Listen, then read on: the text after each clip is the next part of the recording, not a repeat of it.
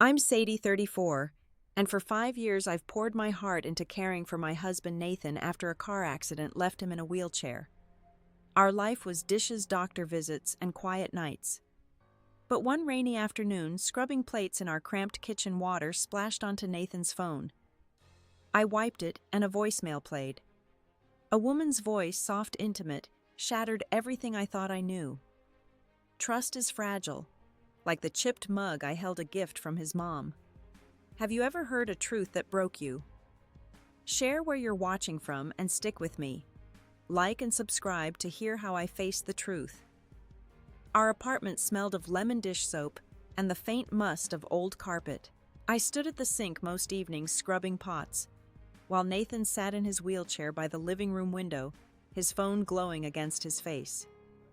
5 years ago, after the accident, I'd promised to be his rock. I learned to change bandages, juggle prescriptions, and cook meals soft enough for his sensitive stomach. It was us against the world, or so I thought. 2 months before that voicemail shattered me, I first felt the ground shift. Nathan had always been open, leaving his phone on the counter, no secrets between us. But lately he'd clutch it like a lifeline, tapping away with a focus I didn't recognize. I'd catch him smiling at the screen, a private kind of smile, and when I asked what was funny, he'd say, "Just work stuff." His IT job was remote, sure, but the late-night calls were new. Client deadlines, he'd mumble, wheeling to the bedroom before I could press. I tried to brush it off. Pain made him moody sometimes. Maybe this was just a rough patch. But the doubt crept in like damp seeping through our leaky windows. I'd stand at the stove stirring soup, wondering why he'd stopped asking about my day. I worked part-time at a bookstore shelving novels I'd never have time to read, and I used to come home with stories about quirky customers. Nathan would laugh, his eyes crinkling. Now he barely looked up. One Saturday, my sister Harper came over, her arms full of grocery bags. She was 37, fierce with a laugh that filled rooms. She'd never fully warmed to Nathan, always saying I carried too much for him. "You're his wife, not his nurse," she'd mutter. That day she plopped the bags on our counter, her kids' drawings peeking out from her purse. "Brought you some veggies," she said, eyeing Nathan in the corner, earbuds and phone in hand. "What's with Mr. Secretive over there?" I forced a laugh, chopping carrots. "He's just busy with work." But her words stuck. Was he secretive? I hadn't told her about the odd moments, like when I'd found a sticky note in his jacket pocket while doing laundry. It was crumpled with Celeste scrawled in his handwriting, no context. I'd held it over the trash, heart thudding, then tucked it back, ashamed of my suspicion. When I asked him later casually, he'd shrugged. "Coworker. She's on my project team." His voice was flat, his eyes on his screen, not me. Harper stayed for dinner, her presence a warm distraction. She teased me about my overcooked rice, and we reminisced about our childhood and Eugene sneaking cookies from Mom's jar. Nathan joined us at the table, but he was quiet, picking at his plate. Harper tried to draw him out, asking about his job. "Must be intense, all those calls," she said, her tone probing. He nodded, muttering about servers crashing, then excused himself early, saying he was tired.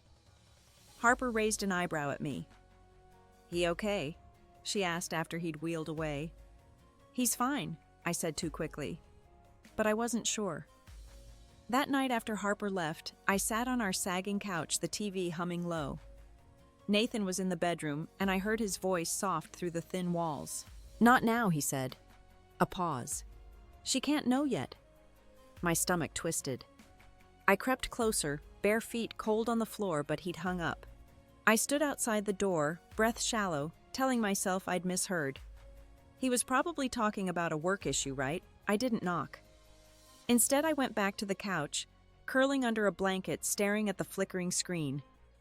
The next morning I made coffee, my hands shaky. Nathan rolled into the kitchen, his smile tired but familiar. "Sleep okay?" he asked. I nodded, unable to meet his eyes. I wanted to ask about the call, the note, the distance, but the words stuck. What if I was wrong? What if I was seeing shadows where there was only light? I loved him, had built my life around him. Doubting him felt like betraying us both. But as I poured his coffee, the question burned: who was he protecting from me? I spent the next few days tiptoeing around Nathan, my mind a tangle of questions I couldn't voice. The apartment felt smaller, the air heavier, like the walls were closing in. I kept busy organizing his pill bottles, folding his clothes, anything to avoid the silence between us. But every time his phone buzzed, my stomach knotted. I'd catch myself staring at him, searching for the man I married, the one who'd whisper silly jokes in my ear during long hospital nights. Was he still there? One evening I came home from the bookstore, my arms aching from stacking hardcovers. Nathan was in the living room, his wheelchair angled toward the TV, but his eyes were glued to his phone. I set my bag down, expecting him to look up, maybe ask how my shift went. Nothing.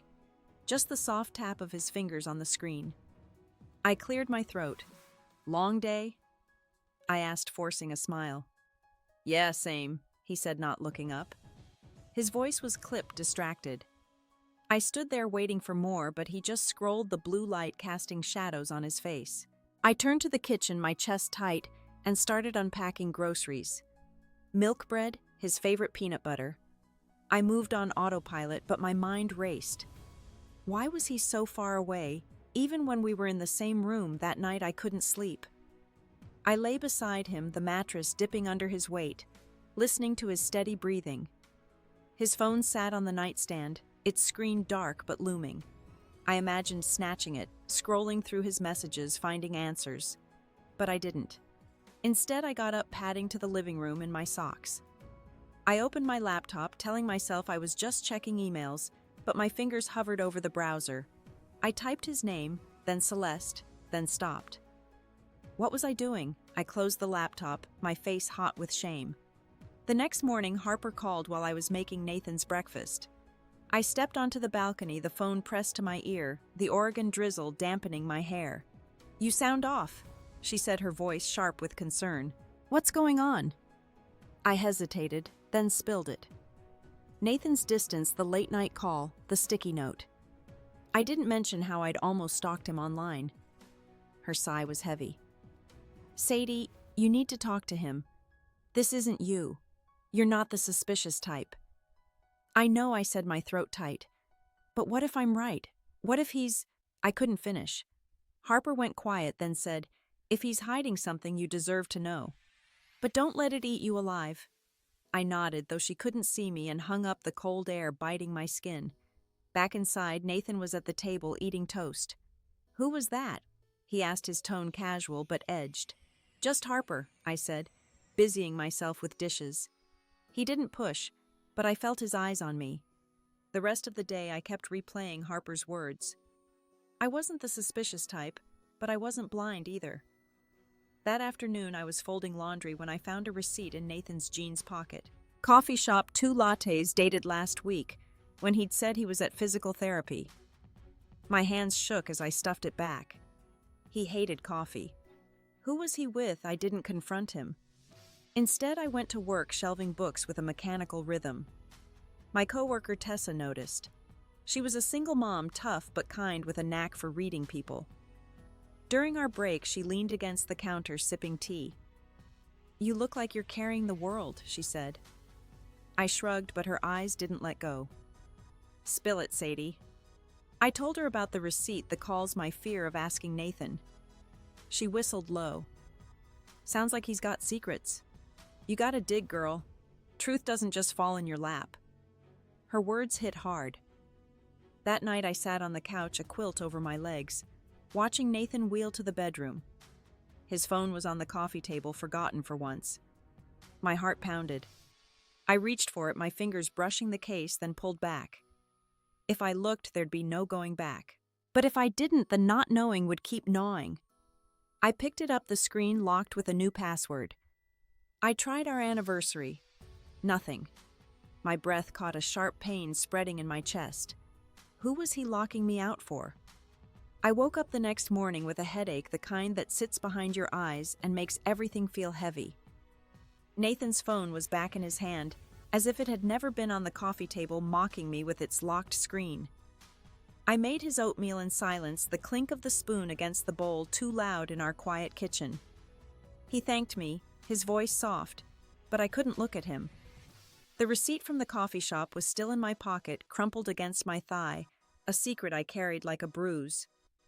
At the bookstore, I was a ghost shelving romance novels with titles that felt like cruel jokes. Tessa caught me during lunch, her eyes narrowing as I picked at my sandwich. "You didn't check his phone, did you?" she asked, her voice low. I shook my head ashamed. She leaned closer, her braids swinging. "Sadie, I've been there. My ex had a whole other life. You need to know what's up. Check his email, his bank account, something." Her words followed me home. That evening while Nathan napped, I sat at our wobbly kitchen table, my laptop open. I logged into our joint bank account, telling myself I was just checking bills. But there it was, withdrawals small but steady. $50 here, $100 there, adding up to over $2,000 in 6 months. My heart sank. I handled all his medical bills, every copay, every prescription. There were no records of these transactions. I printed the statement, my hands trembling, and hid it in my purse. When Nathan woke, I asked about it, keeping my voice even. "Found some weird charges on the account," I said, stirring soup on the stove. "You know anything about them?" He shifted in his wheelchair, his jaw tight. "Probably therapy equipment," he said. "I ordered some stuff online." I nodded, but my mind screamed. I paid for his equipment, always had. Why was he lying? I wanted to shake him, demand the truth. But I just stirred the pot, the steam blurring my vision. The next day I called Harper from the bookstore's back room, my voice barely a whisper. "He's hiding money," I said, clutching the phone. "Thousands, Harper." "What's he doing with it?" She cursed under her breath. "You need to confront him, Sadie. This isn't just weird, it's wrong." I promised I would, but when I hung up, my stomach churned. Confronting him meant admitting our life was cracking, and I wasn't ready for that. That night, Nathan was on his phone again, the screen's glow lighting his face in the dim living room. I sat across from him, folding towels, my hands moving to keep from shaking. "Who are you texting?" I asked, trying to sound casual. He flinched just slightly and locked the screen. "Nobody," he said. "Just work." I nodded, but my pulse raced. "Nobody." The word echoed sharp and cold. I folded another towel, my knuckles white, and excused myself to the bathroom. I locked the door and sank to the floor, the tiles cold against my legs. Tears came hot and silent, soaking my cheeks. I'd given everything to Nathan, my days, my dreams, my heart. And now he was locking me out, lying to my face. I pressed my hands to my mouth, stifling a sob. Tessa's voice rang in my head, "Lalo, the money." I wiped my face, staring at my reflection in the mirror. The woman looking back was tired, scared, and something else was there too. Anger. I wasn't ready to give up, but I wasn't ready to keep pretending either. I left the bathroom, my eyes stinging but dry, and went back to folding towels like nothing had happened. Nathan was still on his phone, his fingers moving fast, oblivious to the storm inside me. I wanted to scream to demand who he was texting, what he was hiding, but my voice stayed locked in my throat. Instead, I stacked the towels, each fold away to hold myself together to keep from falling apart right there in our living room. The next day, I was at the bookstore restocking cookbooks when Tessa pulled me aside. Her shift was ending, but she lingered, her eyes sharp. "You look worse than yesterday," she said, crossing her arms. "Did you find anything?" I hesitated, then told her about the bank withdrawals, Nathan's flimsy excuse. She shook her head, her voice low. "Sadie, my ex did this. Secret accounts, secret plans. You need to check his laptop.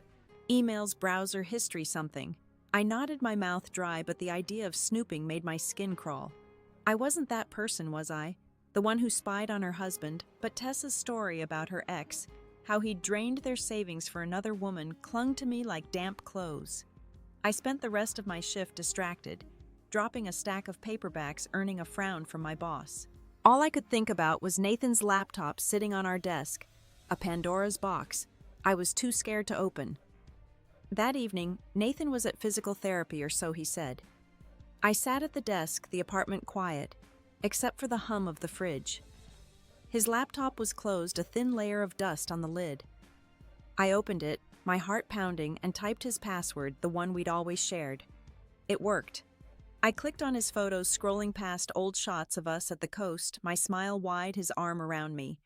Then I saw a picture of him in a park one I'd never been to. His face lit up, smiling at someone out of frame. The date was last month. My breath caught. He'd told me he hadn't left the house except for appointments. I clicked away, my hands shaking, and opened his email. Nothing obvious, just work threads and spam. But then in his trash folder, I found a confirmation for a coffee shop purchase, the same one from the receipt. 2 lattes paid with our card on a day he'd claimed to be at therapy. I stared at the screen, my chest tight, imagining him sitting across from someone laughing while I was here cooking his meals, washing his clothes. When Nathan got home, I was in the kitchen chopping onions, the knife trembling in my hand. He wheeled in his face, tired but guarded. "Smells good," he said, setting his phone on the counter. I nodded, not trusting my voice. I wanted to ask about the photo, the coffee, the money, but the words wouldn't come. Instead, I served dinner, my hands unsteady, and we ate in silence. He didn't notice my red eyes, or if he did, he didn't care. Later, I lay in bed, Nathan asleep beside me, his phone on the nightstand, a silent wall between us. I stared at the ceiling, my mind racing. The photo, the money, the lies, they were pieces of a puzzle I didn't want to solve. But I couldn't stop seeing that smile in the park, the one he hadn't given me in months. I turned away, curling into myself, the weight of his secrets pressing down, suffocating. I wasn't just losing trust. I was losing him, and maybe myself too. The rain was relentless that afternoon, drumming against the kitchen window as I stood at the sink, scrubbing a skillet crusted with last night's dinner. My hands moved on instinct, but my mind was elsewhere, replaying the park photo, the bank withdrawals, Nathan's locked phone. I'd been carrying these secrets for weeks, each one a weight I couldn't shake. His phone sat on the counter, a silent taunt, and I avoided looking at it, focusing on the suds swirling down the drain. Then it happened. A clumsy swipe of my sponge sent a splash of water across the counter, soaking Nathan's phone. My heart lurched. I grabbed a dish towel, cursing under my breath, and wiped it down, praying it wasn't ruined. As I pressed the screen, it lit up, and before I could set it down, a voicemail started playing. A woman's voice, soft and warm, filled the kitchen. "Nathan, I miss you. When can we meet again?" My hands froze, the towel slipping to the floor. I stood there, water dripping from my fingers as the voice continued. "Call me babe. I can't stop thinking about you." The message ended and the kitchen went quiet. The rain outside, the only sound. My knees buckled. I gripped the sink, the skillet clattering against the basin. "Babe." She called him babe. I replayed the message, my thumbs shaking as I tapped the screen. Her voice was real intimate, like she knew him in ways I didn't anymore. Her name flashed on the screen, Celeste. My breath came in sharp gasps. I fumbled with the phone, guessing Nathan's old password, our wedding date. It worked. The screen unlocked, revealing a thread of texts from Celeste. I scrolled, my vision blurring. "Last night was perfect," she wrote. "You make me feel alive," he replied. My stomach churned. There were dozens of messages stretching back months, planning meetups, sharing jokes, confessing feelings. One text from Nathan stopped me cold. "I'm stuck here, but with you, I'm free. Stuck with me." I dropped the phone on the counter, my hands covering my mouth. The kitchen spun, the walls closing in. I'd spent 5 years caring for him, rearranging my life, swallowing my own dreams to keep him whole. And he was texting her, meeting her while I washed his dishes, paid his bills, loved him through every hard day. I sank to the floor, the cold linoleum against my legs, and sobbed, the kind of sobs that hurt your ribs. How long had he been lying? How long had I been blind? I don't know how long I sat there, but the front door clicked open and Nathan's wheelchair hummed as he rolled in. "Sadie," he called, his voice casual. I wiped my face, my hands trembling, and stood clutching the counter. He wheeled into the kitchen, his eyes flicking to his phone. "Everything okay?" he asked, his brow furrowing. I stared at him, the man I'd vowed to love forever, and saw a stranger. My voice was barely a whisper. "Who's Celeste Nathan?" Nathan's eyes darted to the floor. his hands clenching the armrests. "Sadie, it's not what you think," he started, but his voice faltered thin and unconvincing. I laughed, a sharp, bitter sound that surprised me. "Not what I think. I read your messages, Nathan. You called her your freedom." My voice rose shaking as I stepped closer, the counter digging into my back. He looked up, his face pale, and for a moment I thought he'd deny it. But then he sighed, heavy and defeated. "I didn't mean for it to happen," he said. "Celeste. She was there when I felt like nothing." I staggered back, his words a punch to my gut. "Nothing," I whispered. "I gave up everything for you. My job, my time, my life." My hands balled into fists, nails biting my palms. He reached out, but I flinched. "Don't," I snapped. "Just tell me how long." He hesitated, then muttered, "A year." A year. I'd been planning his birthday, buying his favorite snacks while he was planning escapes with her. I turned away, my vision blurring, and grabbed my purse, fumbling for my phone. I needed Harper, needed someone to anchor me. As I dialed, Nathan's voice cut through. "It's not your fault, Sadie. It's me. I couldn't handle this." He gestured to his wheelchair, his voice breaking. I spun around, my phone forgotten. "Don't you dare blame your disability," I shouted. "You chose this. You chose to lie." My chest heaved, tears streaming down my face. He looked away, shame etching his features. Harper answered, her voice sharp with worry. "Sadie, what's wrong?" I choked out the truth, my words tumbling over each other. "He's been cheating. With some nurse, Celeste. For a year." Harper cursed, promising to be there in 10 minutes. I hung up my hands, trembling, and faced Nathan. "How could you?" I asked, my voice barely audible. "I loved you through everything." He opened his mouth, but no words came. The silence was worse than his excuses. I stumbled to the bedroom, my legs weak, and opened his dresser, not sure what I was looking for. In his sock drawer, beneath neatly folded pairs, I found a folded letter. My fingers shook as I opened it. Nathan's handwriting addressed to Celeste. "You're my escape," it read. "I feel trapped here, tied to her care, her pity. Pity." The words seared me. I'd thought my love was strength, but to him it was a cage. I clutched the letter, my sobs raw, as the front door slammed open. Harper stormed in her face, thunderous keys jangling in her hand. "Where is he?" she demanded, striding toward the kitchen. I followed the letter, crumpled in my fist, my heart a wreck. Nathan was still there, his head bowed. Harper pointed at him, her voice venomous. "You piece of trash. She gave you everything, and you do this." Nathan flinched, but I grabbed her arm. "Stop," I begged, my voice hoarse. "I need to understand." But there was nothing to understand. The truth was a blade, and I was bleeding out. I sank onto a chair, the letter falling to the table, my body heavy with grief. Harper hovered, her anger a storm, but I couldn't feel anything beyond the ache.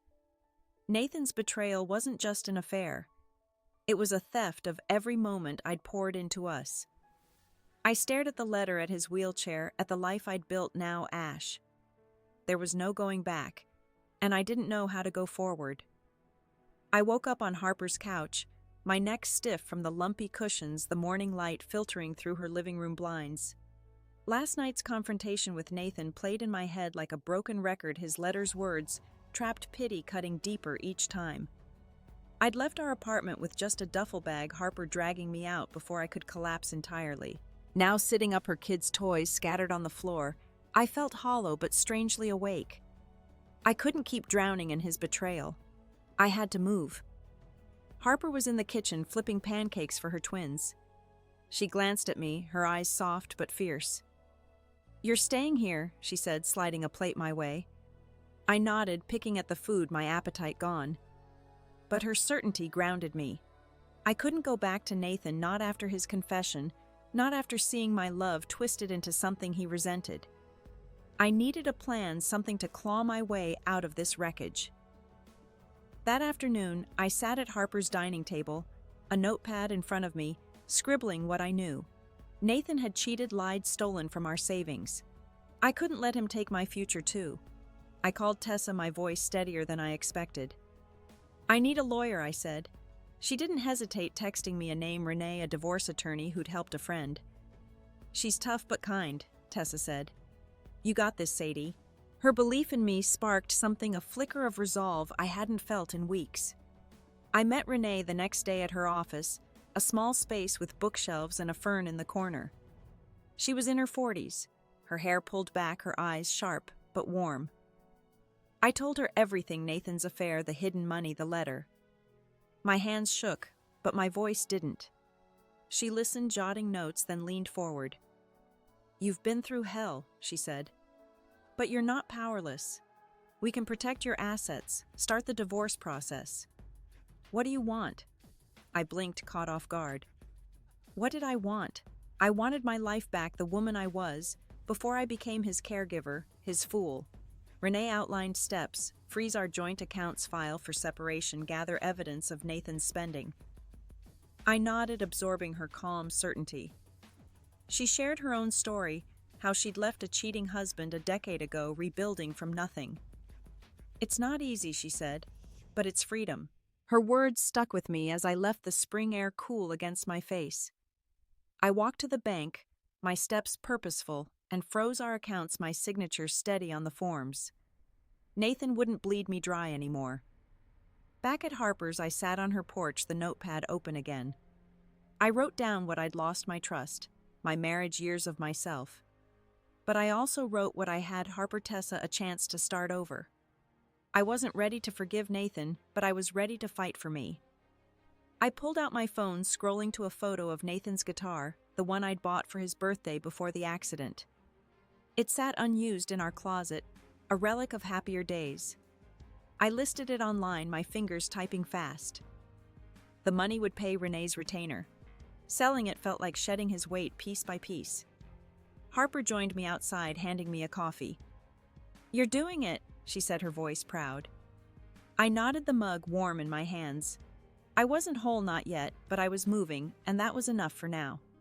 The guitar sold within hours, a local musician picking it up from Harper's porch for $200. I stood there watching him strap it to his back, the cash in my hand feeling heavier than it should. It wasn't just an instrument. It was a piece of the life I'd thought Nathan and I would share, late nights of him strumming while I sang off key. Now it was gone, and I was the one letting it go. I handed the money to Renee the next day, her nod of approval steadying me. You're taking control, she said, and I clung to those words like a lifeline. Back at Harper's, I started journaling, something I hadn't done since high school. I sat cross-legged on the guest bed, a spiral notebook open, pouring out the anger I'd swallowed for weeks. I wrote about Nathan's betrayal, how his letter had turned my love into something ugly. But I also wrote about me, the Sadie I'd buried under his needs. I wanted her back, the woman who laughed easily, who dreamed of more than survival. The pen scratched late into the night, my hand cramping, but each word felt like reclaiming ground. Nathan called the next morning, his number flashing on my phone as I ate cereal with Harper's kids. I let it go to voicemail, my spoon pausing mid-air. Harper raised an eyebrow but didn't push. When I listened later, alone in the bathroom, his voice was thick with tears. Sadie, I'm sorry. I'll end it with Celeste. Please, let's talk. I deleted it, my thumb steady, but my heart twisted. He'd always known how to pull me back, his pain, my weakness. Not this time. I blocked his number, my breath shaky but certain. I wasn't his savior anymore. I met Renee again, this time with a folder of bank statements I'd printed, proof of Nathan's withdrawals. She scanned them, her pen tapping the desk. This strengthens your case, she said. We'll push for a fair settlement. I nodded, but my mind drifted to the apartment, still in both our names. I couldn't go back, not with his scent in the pillows, his lies in the walls. I told Renee I wanted it sold, split clean. She jotted it down, her calm efficiency a contrast to the storm inside me. That evening, Harper's twins dragged me into a pillow fight, their giggles filling the house. I laughed, dodging their swings, and for a moment I felt light, like I could breathe again. After they went to bed, Harper poured us wine, her eyes searching mine. You're different, she said. Stronger. I sipped the glass cool against my lips. "I'm trying," I admitted. She squeezed my hand and we sat in silence, the kind that holds you up. I started packing my things, not for the apartment, but for a new start. I sorted through clothes, old receipts, a bracelet Nathan gave me years ago. I set it aside, not ready to toss it, but not willing to wear it. At the bottom of my bag, I found a library card, expired from before the accident. I traced its edges, remembering the hours I'd spent lost in books, dreaming of a life bigger than my own. I slipped it into my pocket, a small promise to that Sadie. As I folded my last shirt, Harper's house quiet around me, I stood at the guest room window, the streetlights casting soft shadows. I didn't have all the answers, but I had this, a choice, a step, a spark. I closed the notebook on the bed, its pages full of my truth, and turned off the light, my reflection in the glass, steady, unbroken. The apartment was listed for sale by the end of the week, Renee's efficiency cutting through my hesitation like a clean blade. Nathan moved out his mother's house, his new refuge, leaving behind a quiet I hadn't known in years. I stood in the empty living room, the carpet indented where his wheelchair had rested, and felt a strange relief mixed with loss. My actions, freezing the account, selling the guitar, blocking his calls, had set this in motion, and now the world was shifting whether I was ready or not. I took a second job at a diner down the street from Harper's, serving coffee and pie to truckers and late-night regulars. The work was grueling, my feet aching after 10-hour shifts, but the tips added up enough to cover my share of Harper's bills. I'd lie awake at night, the kids' soft snores drifting through the wall, calculating rent, groceries, Renee's fees. Independence was heavy, but it was mine. Tessa became my shadow at the diner, her quick laugh a balm during rushed lunch hours. She'd sling plates of fries and whisper stories of her own rebuild after her ex left, her voice steady with hard-won pride. One evening, as we wiped down tables, she slid a flyer across the counter. "Book club," she said. "Bunch of women, good stories, better wine. Come." I hesitated, my energy drained, but her insistence won. "You need people, Sadie," she added, her eyes firm. The first meeting was in a cozy basement, mismatched chairs circled around a coffee table. The women, all ages, welcomed me with quiet smiles, passing around a novel about a woman starting over. I listened, my hands wrapped around a mug as they shared their own fractures, divorces, lost jobs, broken families. Their voices wove a thread of survival, and I felt something loosen in my chest, a knot I hadn't named. I didn't speak much, but I left with a borrowed book, its weight in my bag, a small anchor. Nathan's sister Lila called a few days later, her voice tight through the phone. I was at the diner on break, the smell of grease clinging to my apron. "He's a mess, Sadie," she said. "Can't you give him a chance?" I leaned against the wall, the bustle of the diner fading. Lila had always been kind, bringing casseroles after Nathan's accident, but now her plea felt like a trap. "He made his choices," I said, my voice low. She went quiet, then hung up, leaving me staring at the phone, my throat tight. At Harper's, I found a letter in the mailbox, Nathan's handwriting on the envelope. I didn't open it, just tucked it into my bag, its presence a stone in my pocket. Harper noticed my silence that night, her brow furrowing as we washed dishes together. "You okay?" she asked, her hands soapy. I nodded, but the letter burned, its words unread but heavy. I wanted to tear it up to keep moving forward, but part of me still ached for the man I'd loved, the one I thought he was. I went to the book club again, sitting quieter this time, the novel unread in my lap. The women talked about forgiveness, about letting go, and I felt their eyes on me, gentle but probing. I wanted to tell them about the letter, about Lila's call, but the words wouldn't come. I left early, the night air sharp, and walked home, the letter still unopened, my steps slow. I wasn't ready to face Nathan's words, not yet, and that truth settled over me, cold and unyielding. The unopened letter from Nathan sat in my bag for days, its edges creasing under the weight of my wallet. I carried it everywhere, to the diner, to Harper's, to the book club, like a debt I wasn't ready to pay. Each night I'd pull it out, tracing the envelope's seam, then set it aside, my resolve crumbling. I didn't want his words, his excuses, but I couldn't let them go either. It was a tether to the past I was trying to outrun. At the diner, I moved through shifts like a machine pouring coffee, clearing plates, my smile automatic. Tessa noticed her sharp eyes catching the slump in my shoulders. During a slow afternoon, she pulled me to the back, the hum of the freezer muffling our voices. "You're not here," she said, arms crossed. "What's eating you?" I shrugged, but her stare didn't budge. I told her about the letter, how it felt like a bomb I couldn't defuse. She nodded, her voice soft but firm. "Read it or burn it, Sadie. Don't let it own you." Her words stuck, but I wasn't ready. Instead, I threw myself into work, picking up extra shifts, the ache in my legs, a distraction from the one in my chest. One night, as I scrubbed counters after closing, my phone buzzed. A text from Harper's husband, Greg, a man of few words but steady loyalty. "If you need me to talk to Nathan, I will," it read. I stared at the screen, picturing Greg's quiet strength, his offer a shield I didn't want to hide behind. "Thanks, but I'm okay." I texted back, my fingers hesitating. I wasn't okay, but this was my fight. The book club met again, and I went clutching the novel like a prop. The women's voices swirled around me, discussing a character's betrayal, their words grazing too close. One woman, Claire, older with kind eyes, shared how she'd found her husband's secret letters, how they'd haunted her until she let them go. I listened, my throat tight. The envelope in my bag, a silent weight. When they asked if I wanted to share, I shook my head, my voice gone. I left early again, the book club's warmth. A contrast to the chill inside me. Then a surprise. A voicemail from Celeste, her name flashing on my phone as I walked home, the streetlights flickering. I stopped under a tree, the leaves dripping from an earlier rain, and played it. Her voice was shaky, hesitant. "Sadie." I didn't know he was married at first. He lied to me too. "I'm so sorry." I replayed it, my breath shallow. She sounded genuine, but it didn't matter.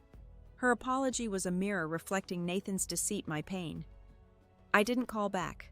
I couldn't. Her words were just another layer of hurt, proof of how far his lies had spread. At Harper's, I sat on the guest bed, the house asleep. The letter was in my hands, its seal unbroken.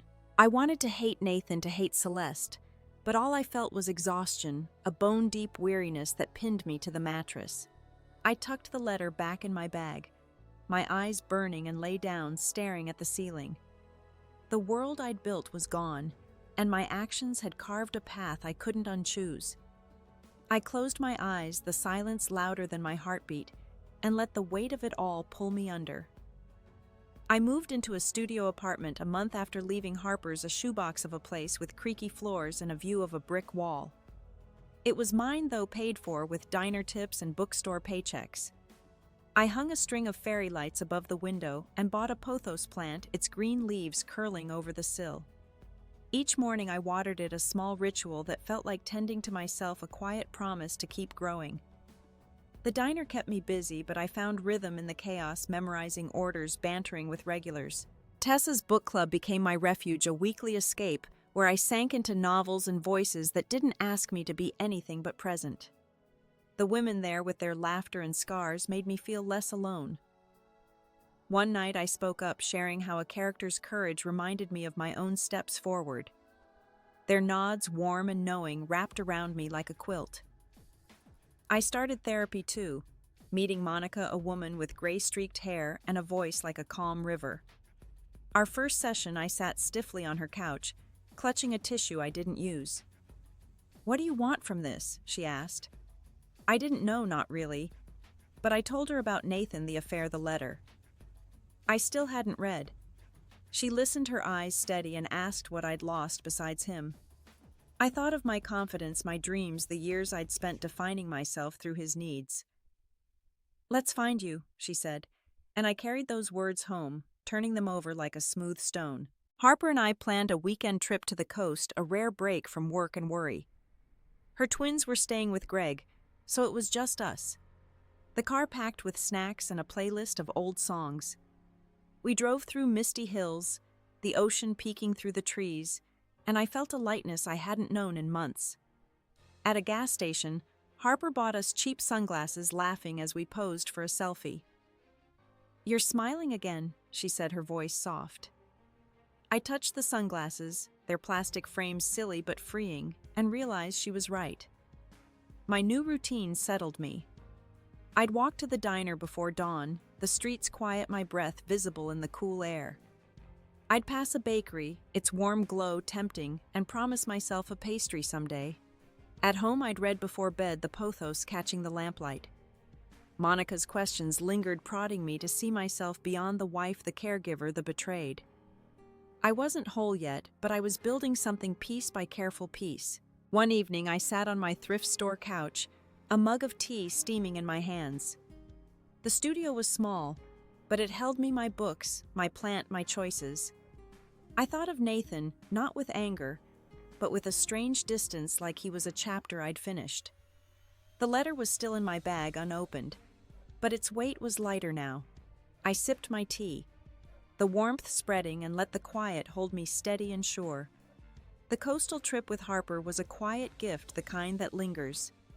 We walked the beach at dusk, the sand cool under my bare feet, waves whispering secrets to the shore.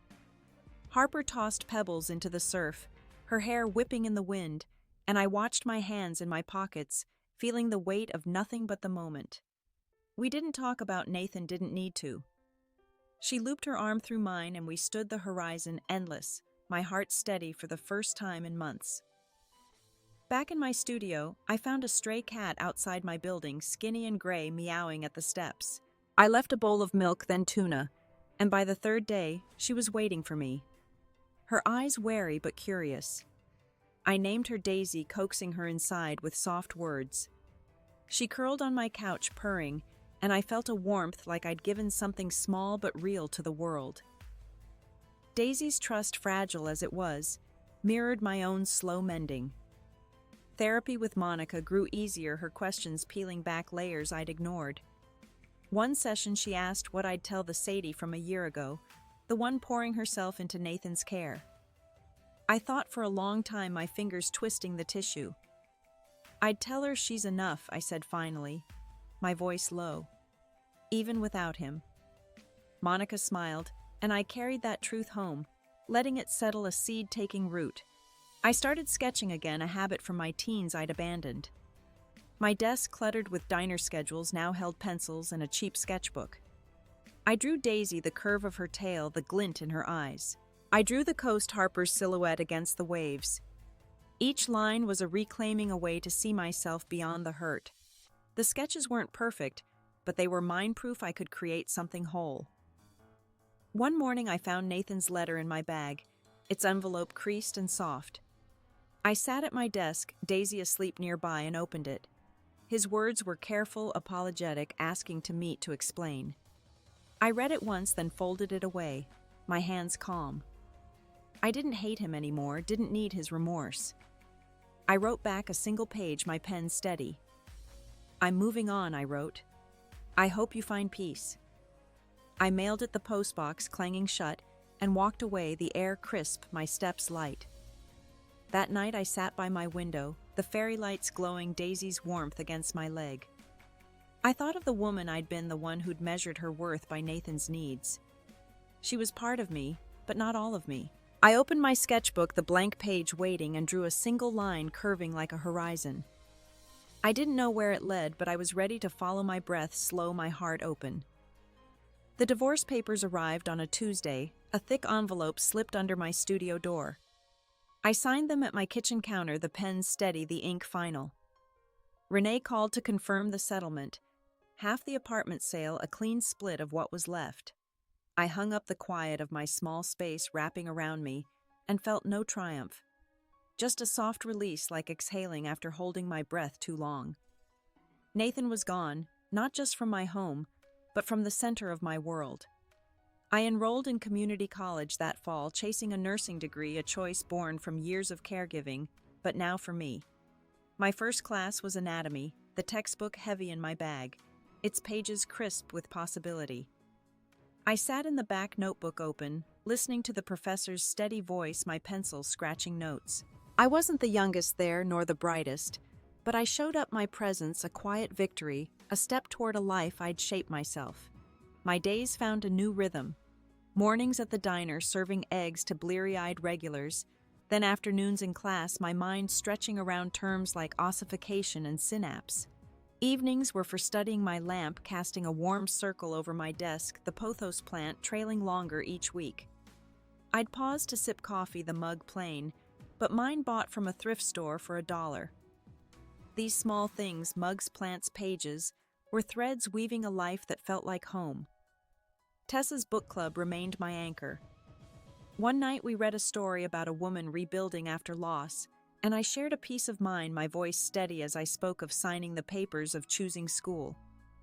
The women listened, their eyes kind, and Claire, the one who'd shared her own story months ago, squeezed my hand. "You're writing your own book now," she said, and I smiled, the truth of it settling deep. I started volunteering at a women's shelter on weekends, a place of worn couches and strong coffee. I sorted donations, folded blankets, listened to women whose stories echoed mine, betrayal, fear, but also resilience. One woman, Maria, told me how she'd left her husband after years of lies, her voice fierce with pride. I nodded, stacking clothes, feeling a kinship, a shared strength. Helping them helped me. Each box packed a stitch in my own healing. Harper threw a small party when I passed my first semester, just her family and Tessa in her cluttered backyard. The twins hung a lopsided banner, "Go Aunt Sadie," their markers smudged but bright. Tessa gifted me a leather-bound journal, its pages blank, a canvas for whatever came next. We ate cake under string lights, the air cool, laughter mingling with the crickets. I looked at them, Harper's steady gaze, Tessa's grin, the kids' sticky hands, and felt rooted not by what I'd lost, but by what I'd found. I walked home that night, my breath visible in the autumn chill, the journal tucked under my arm. My studio waited small, but mine the pothos catching the moonlight. I sat on my couch, the world still, and opened the journal, its first page clean.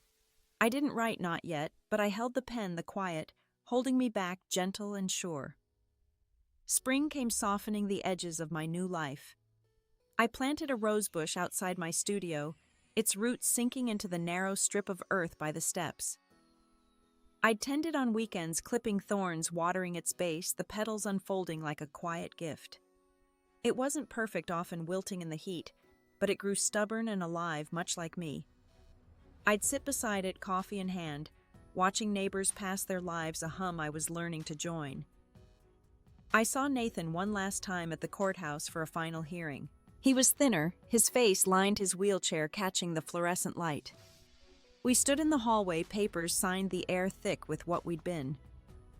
"I'm sorry, Sadie," he said, his voice, low, eyes on the floor.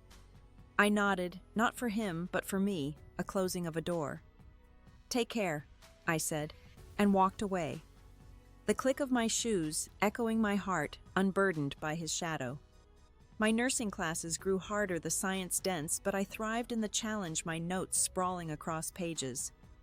I'd study at the diner between shifts, the clatter of plates a strange comfort.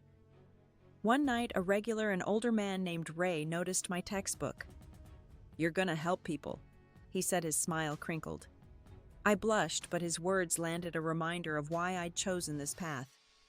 I wasn't just rebuilding, I was reaching for something bigger, a life that served others and myself. The shelter became a second home. I led a group one evening, women circled in folding chairs, sharing stories of starting over. I spoke too about my rosebush, how its thorns didn't stop its bloom. Their eyes held mine, reflecting strength, and I saw my own journey mirrored back. I wasn't alone in my breaking or my mending, and that truth wove us together, a quiet power. Monica, my therapist, asked me once what freedom meant now. I thought of the rosebush, the classroom, the shelter's laughter. "It's choosing myself," I said, my voice clear. Not out of anger, but out of love. She nodded, and I left her office lighter, the spring air carrying me home. I wasn't fearless, but I was free, not because the pain was gone, but because I'd learned to carry it differently. I kept sketching my journal, filling with lines of roses, faces, horizons. Each drawing was a step away to see the world and my place in it. I'd sit by the rosebush, Daisy napping nearby, and draw the sky, its clouds shifting endless.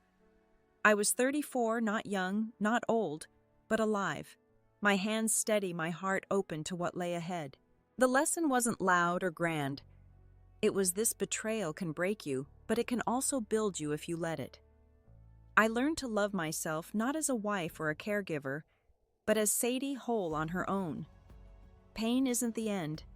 It's a door, and walking through takes courage, but it leads to you.